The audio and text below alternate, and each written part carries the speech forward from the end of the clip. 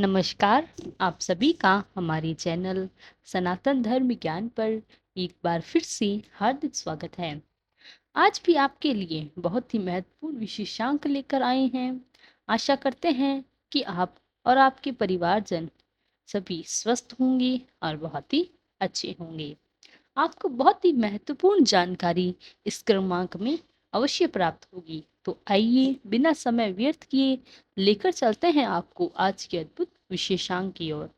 आज के इस आधुनिक युग में मनुष्य आदि आधुनिकता के कारण आधुनिकता के साथ तो इस पर जुड़ता जा रहा है, लेकिन वह अपने कुछ मूलभूत और जमीनी विश्वासों से बहुत अछूता हो गया है। मैं एक बार की बात है, महाराज जी चर्च लेन में अपनी एक बहुत ही अनन्य भक्त यहाँ विराजमान थे।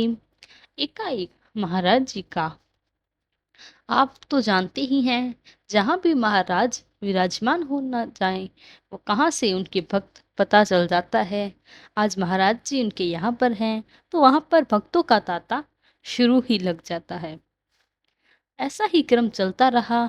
एक बूढ़ी माई महाराज जी के समक्ष आकर बैठ गई और महाराज जी से एक बहुत ही मूलभूत प्रकार का प्रश्न पूछने लगी कि वह कहती हैं कि महाराज जी, कि इस जीवन में मनुष्य का भाग्य कैसे उसका साथ देता है, कैसे यह भाग्य काम करता है और यह कौन लोग होते हैं जो भाग्यवान बनते हैं। तो महाराज जी आप जानते ही हैं, बड़ी रहस्यमयी वाणी महाराज जी की रहती है।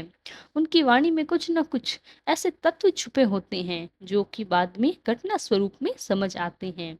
तो महाराज जी पहले तो मुस्कुराए और मुस्कुराने के बाद महाराज जी कहने लगे कि जो मनुष्य है वह अपने आप में जो प्रारंभिक संस्कार होते हैं, जो उसे उसके माता पिता से, उसके बड़े बूढ़ों से उसे प्राप्त होते हैं, वह धीरे धीरे उम्र बढ़ते बढ़ते उन मूलभूत जो संस्कार होते हैं उनको भूल जाता है। जबकि वह यह नहीं जानता कि वह जो संस्कार उसे अपने बुजुर्गों से, अपने माता पिता से, अपने परिवारजनों से प्राप्त होते हैं, वह उसके लिए एक वरदान का काम करते हैं। और महाराज जी आगे बात बताते हैं कि वरदान कैसे बन जाते हैं। महाराज जी कहते हैं कि जब मनुष्य धीरे धीरे तरक्की करने लगता है तो उस तरक्की के चलते वह अपने संस्कारों को धीरे धीरे भूलना शुरू हो जाता है। मैं जो प्रारंभिक संस्कारिक इस शिशु में प्राप्त होते हैं, अगर वह शिशु उन संस्कारों को पूरे जीवन आजीवन अपने साथ लेकर चलता है तो वह मनुष्य भी कभी भी अपने जो संस्कार हैं उनसे कभी बिगड़ ही नहीं सकता। वह बड़ों का अनादर कर ही नहीं सकता। जहाँ पर आवश्यकता होती है वह उस मदद में कभी उन्हें वंचित नहीं कर सकता।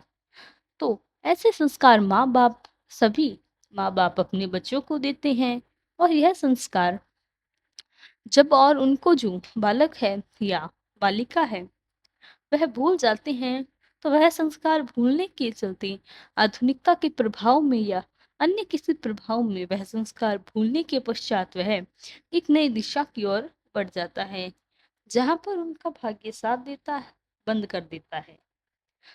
जो मर्जी आगे कहते हैं कि जो मनुष्य का भाग्य होता है वह सीधा सीधा उसके कर्मों पर आधारित होता है। जो कर्म हम आज कर रहे हैं, जो बीज आज हम बो रहे हैं, उसी प्रकार का वृक्षों का उस वृक्ष के उसी स्वरूप में फल प्राप्त होंगे जैसे कि बीज में बुलाया गया होगा। यानी कि अगर आज बुरा कर्म कर रहे हैं तो बुरा कर्म एक बुरे कर्म रूपी बीज के रूप में एक बुरे प्रकार का वृक्ष आगे चलकर बुरा फल आपको जीवन में देगा।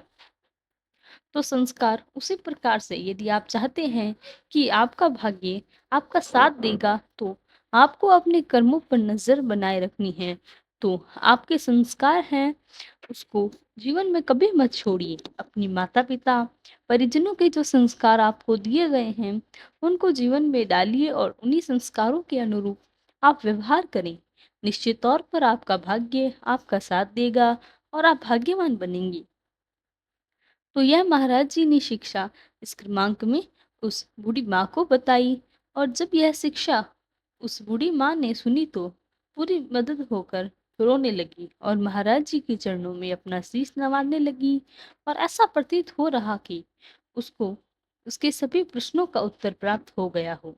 तो इस क्रमांक में आपको मैं यही समझाना चाहूंगी कि आप भी जो आपके संस्कार आपको अपनी माता पिता से, अपने परिजनों से, अपने बुजुर्गों से प्राप्त करते हैं, उन संस्कारों को आप जीवन में लेकर आइए। और व्यक्तिगत तौर पर प्रत्येक मनुष्य को यह लेकर आना ही चाहिए कि जो भी संस्कार या जो भी उनके परिजनों ने उन्हें शिक्षा दी है, उस शिक्षा का जवाब अपने जीवन में उतारे। तो आप अपने माता पिता का आशीर्वाद अपने साथ लेकर आजीवन चलते हैं, और इस दुनिया में, इस पूरे संसार में, इस विश्व में और इस ब्रह्मांड में माता पिता के आशीर्वाद से बड़ा जीवन में किसी प्रकार का आशीर्वाद हो ही नहीं सकता। वह प्रसाद स्वरूप है। यदि माता पिता का आदर करते हैं, जीवन भर अपने परिजनों का आदर करते हैं, वृद्धों का सम्मान करते हैं, तो यह सबसे बड़ा वरदान है। उसके बाद कोई ऐसा यश, ऐसी कोई भी कीर्ति नहीं रह जाती। तो आपके लिए अच्छा यह होता है, और जब माता पिता जो कि स्वयं ईश्वर के समान हैं, ईश्वर से भी बहुत बड़े हैं, तो वह माता पिता पिता का आशीर्वाद अपने भाग्य के साथ आपके भाग्य को उच्च स्तर तक ले जाएगा और आप स्वयं जीवन में भाग्यवान बनेंगे। तो यह नियम जो महाराज जी ने बताया, उसी प्रकार से मैंने उस पर प्रकाश डाला। तो आशा करते हैं आपको आज का विशेषांक अवश्य पसंद आया होगा। अपने जीवन में संस्कारों को उतार कर माता पिता का आदर करें, वृद्धों की सेवा करें। इससे बड़ा जीवन में कोई कार्य नहीं हो सकता। तो मिलते हैं अगले क्रमांक में। अगर क्रमांक अच्छा लगा हो तो लाइक, कमेंट, शेयर और चैनल को सब्सक्राइब करना ना भूलें। साथ ही साथ अगर आपका कोई प्रश्न है तो हमें कमेंट में लिखकर ज़रूर बताएं। हम उसका प्रत्युत्तर अवश्य रूप से देंगे। कल फिर मुलाकात होगी महाराज जी से जुड़े ऐसे ही एक अद्भुत क्रमांक के साथ। तब तक के लिए धन्यवाद। जय गुरुदेव।